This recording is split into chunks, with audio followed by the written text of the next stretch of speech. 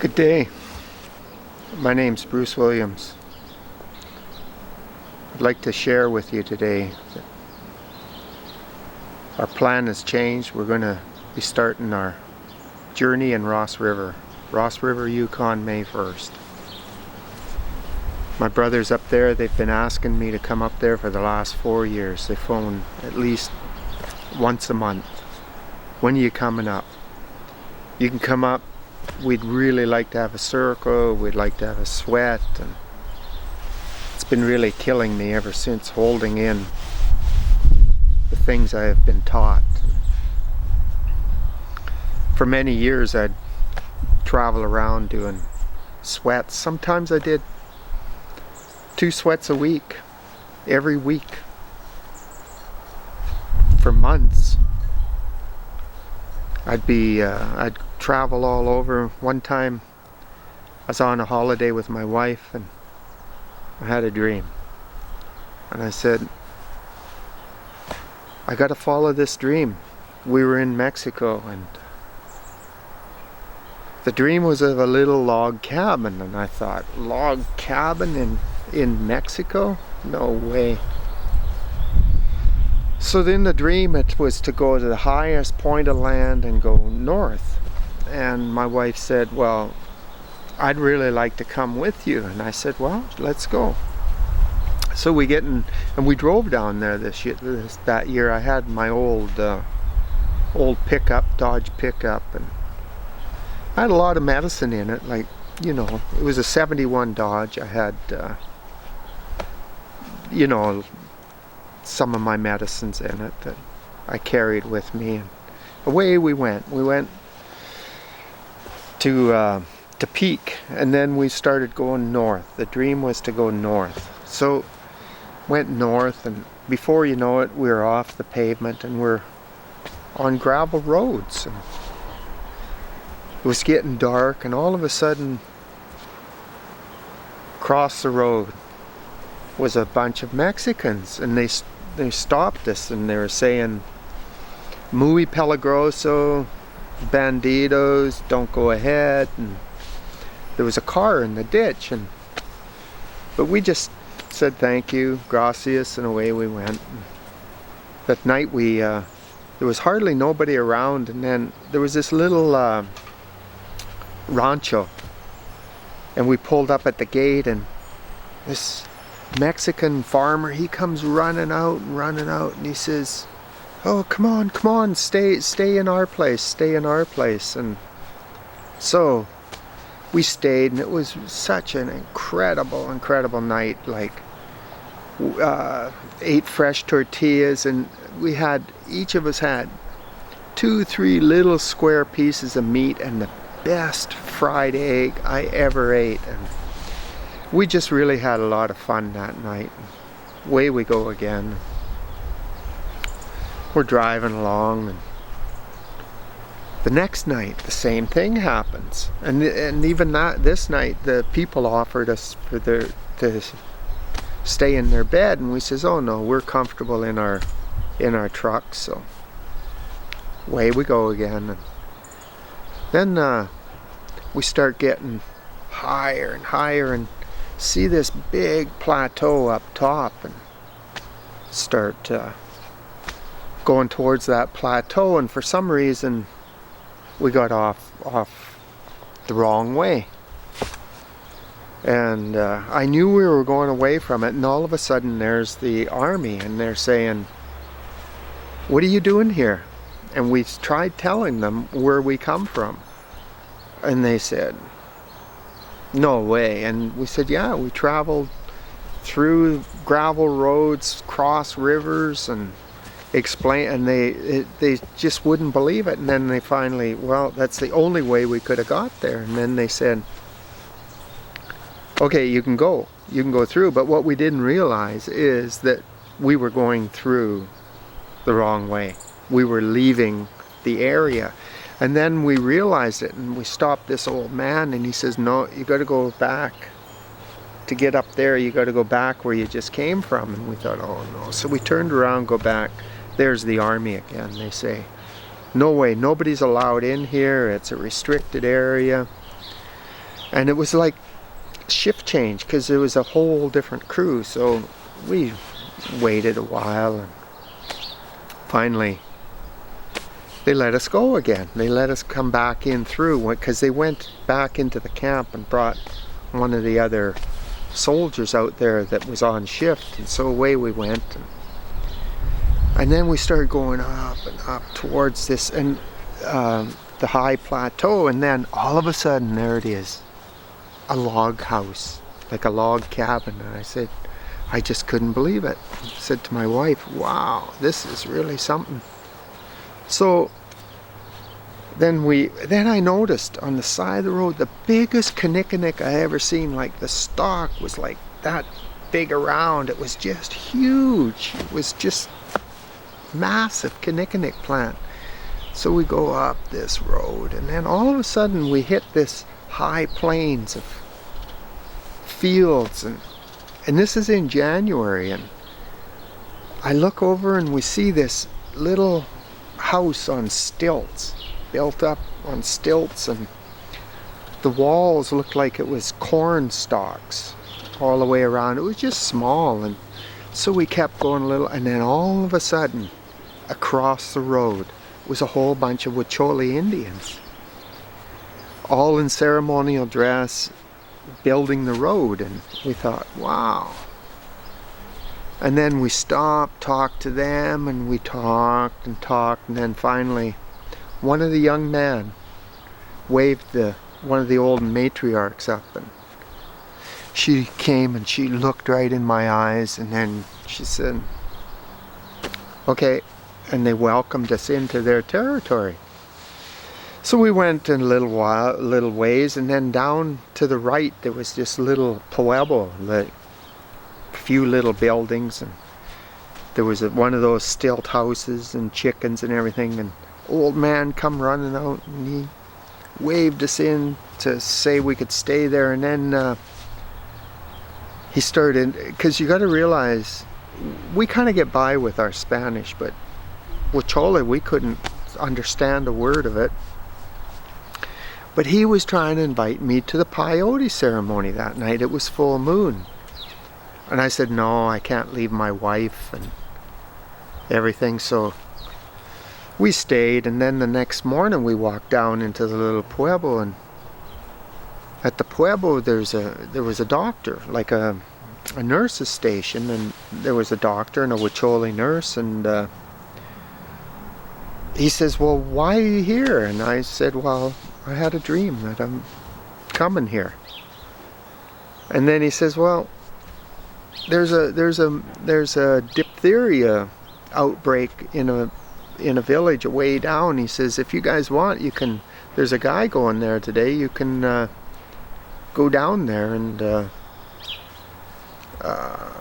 follow him and see what the Huichol villages are like. And all it is just a little path. There's no cars, just for donkeys and people. And so we start walking, and it's like we're way up high, like 9,000 feet up, and so we're walking, and we couldn't keep up with this guy. He was just flying over the trail. So we stopped in this little another little farm halfway down, and it was a woman and her two children, and all the men are gone. We're realizing they're all gone to the peyote ceremony that they do once a month. So, and it was really something. The children, there'd be the pigs and chickens, and they showed us inside their house, and all the houses about 10 by 12 up on stilts, and full of beds, like just blankets on the floor. That's where everybody sleeps. And then so there's water in the middle, and they take the kids, they take a plastic bottle and they scoop it, and they look, oh, and then they pour it out, and they wait till they don't see anything and drink it. So I was really tired, and we really had a lot of fun talking with the kids, and we'd pluck like a chicken, and they'd tell us what that was in Huichol, and we'd tell them what it was, and Spanish and English. And then, so we ended up, we missed the guy, and we thought, well, we'll head back. We know where to go. Well, my wife and I, we got lost that night. And like say, it was full moon. It was one of the best experiences of our life, spending out on the way up high in the Sierra Madres. Nothing, just, and it was cold in January up high. So the next morning we start heading back towards the village, and when we get into the village, everybody's laughing and carrying on, but they're really happy to see us. And then we go to the hospital, and the doctor says to me, he says, we've been praying for you to come. I says, well, I pay attention to my dreams. He says, we've been working on our nurse for over a year. She has something, and we can't fix it, and we're asking you to fix it. Now, I didn't say anything to who I was or nothing, and because that's the way spirit works. So I thought, whoa. So I said to him, I says, well, I need to pray on this. I need to go, we'll spend the night, and I'll pray on it, and I'll come back in the morning. So in the morning, I was a bit nervous, because I don't, but the only way I do this type of work is through spirit. So, but still, I'm in Mexico, and the nurse is Huacholi. She doesn't understand English. But the doctor, he spoke English, Spanish, and Huacholi. So I tell him, I says, okay, my prayers, I understand what's going on. I will help. But I said, the only way I'll do this is if there's witnesses. I says, I need to have an elder, an old person in the room with me. And he says, no problem. And he says, well, I want to be there too. So I said, okay. And then, so she lays down on the table, and I do my thing. I got some of my medicines, and I put certain things in certain directions, and I'm doing what I was taught to do when they took me to the other side. And that's another whole story I'd like to share. But so, I'm praying and feeling her energy and feeling what it is and everything, and then praying and doing, I don't touch people. I just, this was back in about 96. So all of a sudden, and I do a protection circle, because when stuff comes out of people, you don't want it to go on to somebody else. So praying, and I feel the energy go, and then after I do this, I'm really, really exhausted. All I can do is go and lay down and sleep. So it was in the afternoon, and my wife and I go back up to our camp, and I go to sleep. And then the next morning, wake up and go back and down to the nurse's station, and the doctor's all smiling, and the nurse is all happy, and she's saying mucho mejor, which means never felt better. And he's saying, I don't know what you did. I witnessed it, but I don't understand what you did. We tried, but she feels good. And they gave me a whole bunch of gifts, like incredible gifts, which is the way. And we hung around for a while, and then we thought, well, we're going back to, because we had family with us in Yelapa, so away we go. But he gave us his address, and for 2-3 years he wrote, said, I still to this day, that's one of the most amazing things. He says, I don't know what you did, but it had to be spiritual because she is still good today. And I just wanted to share that with you because it's all about spirit. It's all about having that faith and having that trust and being clear. And like I say, I'm wanting to share these things. And that's what happened after this journey. They came to me and in my prayers and said, you need to start sharing this. You need to start sharing what we've taught you. And the next time I'm going to tell you of what happened and when they took me to the other side and taught me what they taught me. And that's one of the things that have really got me a long way in my journey. Even years ago when we went to Alaska and up in the Yukon and traveled all over with spirit, that was what I did. I did spiritual healings, and that's why people, bless her soul, old Dorothy Francis taught me the teachings. Bless her soul. I really honor her spirit that she took my friend and I aside, JC, and taught us the teachings of the pipe. I need to share these things. I need to share these things that we will feel better in today's world, who we are, what we need to do as a people, and how we need to come together and walk that wheel of life and keep going forward and not falling down anymore. That it's so important. And I thank you for this time with all my heart. I thank you that allowing me to share my heartfelt feelings, because this old man needs that. This is what I need. It was killing me holding this stuff in, and I didn't realize it.